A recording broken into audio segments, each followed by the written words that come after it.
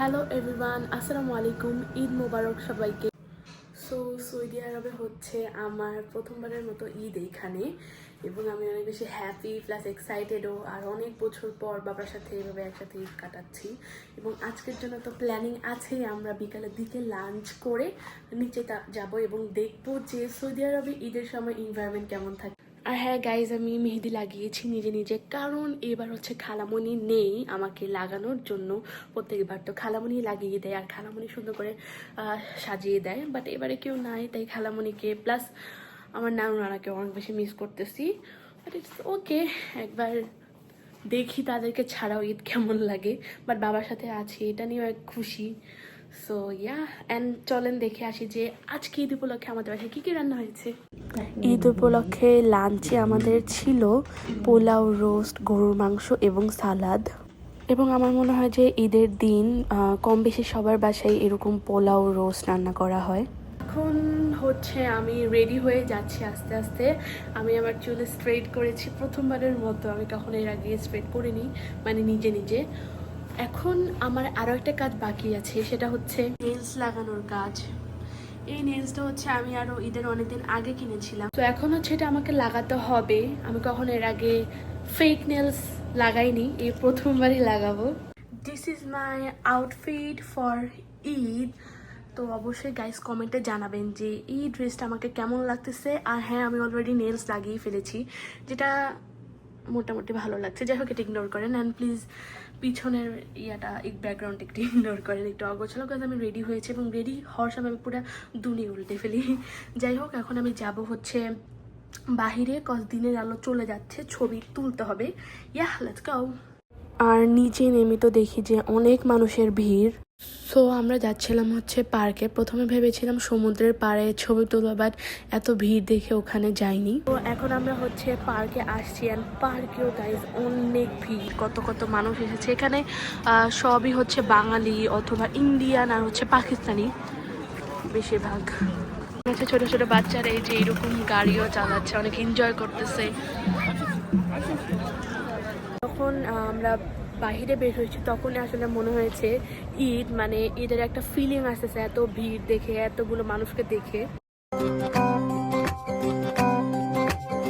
रोशनी ही रोशनी है चार सू जो चार सू इश्क है ये इश्क है इश्क है ये इश्क है। বাবা, তুমি বলো হচ্ছে আমাদের সাথে এতদিন পর ঈদ কাটিয়ে তোমার কেমন লাগছে?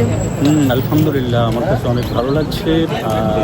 ঈদের সময়টা, আজকের এই সময়টা অনেক দিন যাবত আমি কাটাতে পারি নাই তোমাদের সাথে। তো এখন আমি এই সময়, আজকের এই ঈদে, এই পবিত্র মাহে রমজানের এই ঈদে তোমাদের সাথে ঈদ কাটিয়ে আমার অনেক ভালো লাগছে।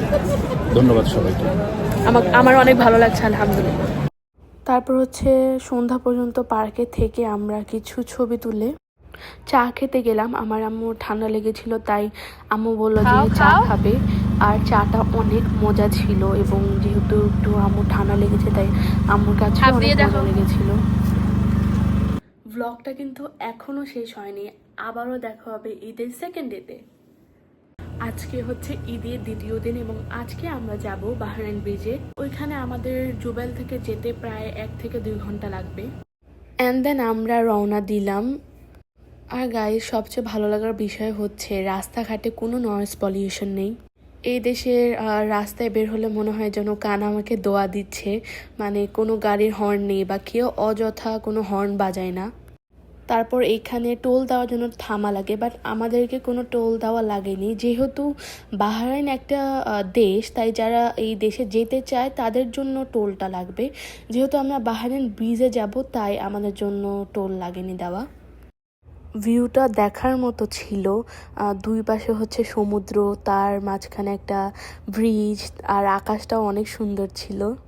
বলতে গেলে মনের মতো একটা ওয়েদার আর একটা ভিউ দেখতে দেখতে গিয়েছিলাম। অ্যান্ড দেন আমরা বাহরাইন ব্রিজে প্রবেশ করলাম।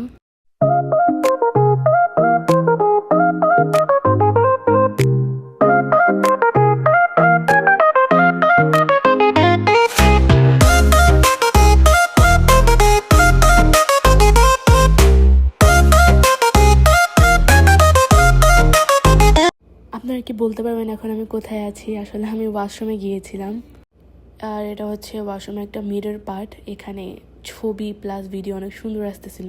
এখানে হচ্ছে ছবি তোলার জন্য অনেক সুন্দর সুন্দর প্লেস আছে। আর ঈদের সেকেন্ড ডেতেও মোটামুটি ভিড় ছিল। তারপর গেলাম সমুদ্রের পাড়ে। দেখেন গাইস, সমুদ্রের পানিটা কত ক্লিন, পাথরগুলো কত স্বচ্ছভাবে দেখা যাচ্ছে। আর ছবি তো অবশ্যই তুলবো, তাই আমি এখানে দাঁড়িয়েছিলাম এবং ভিডিওর জন্য পোজ দিচ্ছি, যেটা আপনারা এখন দেখতে পাচ্ছেন। অনেস্টলি আমার কাছে অনেক ভালো লেগেছিল এত সুন্দর ভিউ এনজয় করতে পেরে।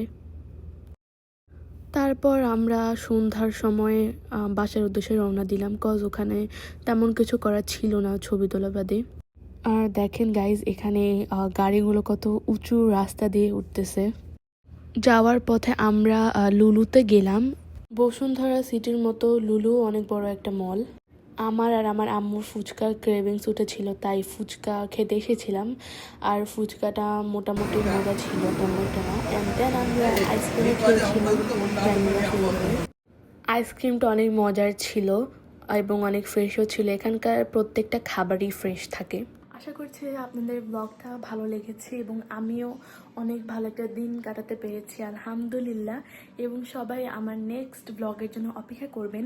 আরেকটা কথা বলতে চাই, সেটা হচ্ছে আমরা আগামী 4 তারিখ বাংলাদেশের উদ্দেশ্যে রওনা দিব এবং ইনশাল্লাহ আগামী 5 তারিখে পৌঁছাবো। সো সবাই আমাদের জন্য দোয়া করবেন, আমি আর আমার আম্মু যাতে সুসালামতে পৌঁছাতে পারি। টাটা, আল্লাহ হাফিজ, আসসালামু আলাইকুম।